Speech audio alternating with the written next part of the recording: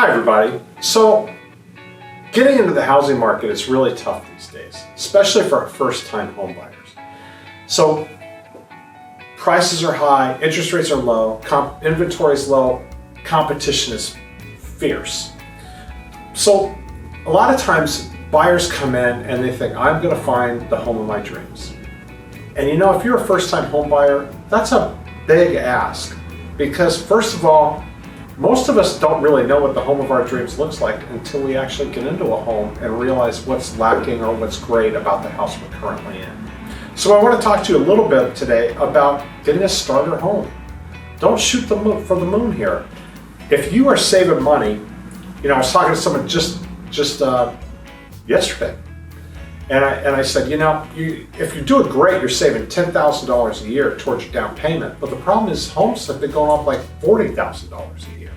So, why not get that money into a home and let that thing appreciate and bring you up where you get some cash?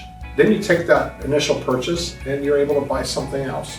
So, but first of all, a starter home is just a modest home. It's something that you can live with. The thing to keep in mind is when you buy, if you buy with a fixed loan, fixed interest rate, you are going to have that same payment. If you're waiting while you rent something, your rent's probably going to go up every year that you are not buying. Every year you're renting, your rent's going to go up. So you're actually kind of getting a little further behind, right? So I think the way to look at it, if you're trying to get into the market, look for something that's going to last you 5 years, maybe 10 years. And of course, if you're 30, 10 years sounds like a lifetime, but by the time you're 40, it won't seem as long. The bottom line is you got to get in the door. Until you get in the door, it's really going to be tough to find your dream home. And then a forever home, well, that's something where you're going to plan on spending maybe the next 20 or 30 years. That's somewhere where you've settled in, you love this community, you love this community, maybe you're near work, maybe you're in good schools for your kids, whatever it is, but this is a place you want to settle in.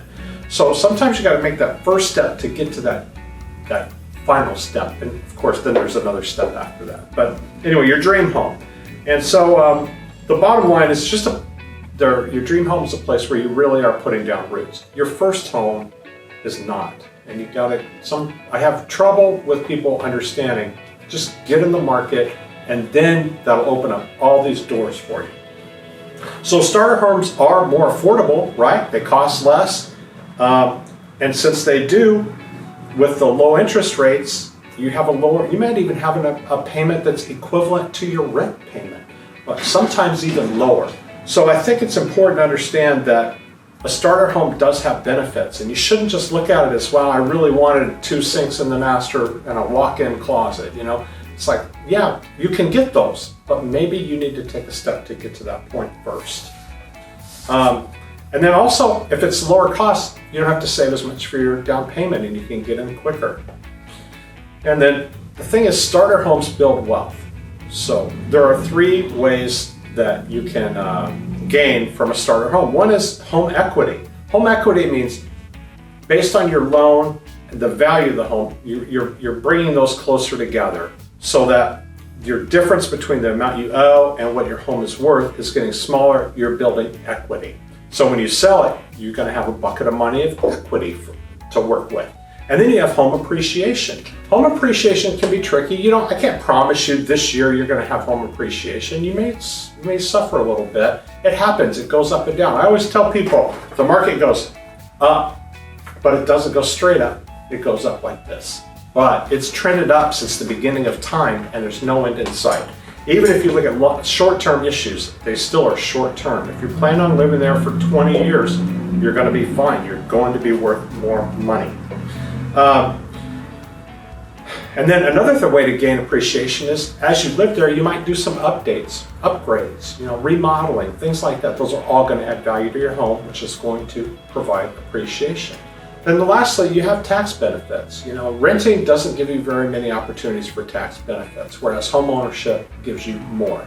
So all of those things are really important. And then if you do buy a starter home, guess what? When it's time to move on, you might find yourself in a position where you can sell that, take that bucket of money you get from your equity, from your appreciation, and move it into that dream home you've always wanted. Or you might be able to just hold on to that and turn it into a rental. Now you have somebody paying that mortgage while you move into your nice home. So the bottom line is, I think at some point, getting into the market is the key. It's not finding the right house, the answer. It's finding a short-term opportunity to get you in the door. I hope that helps.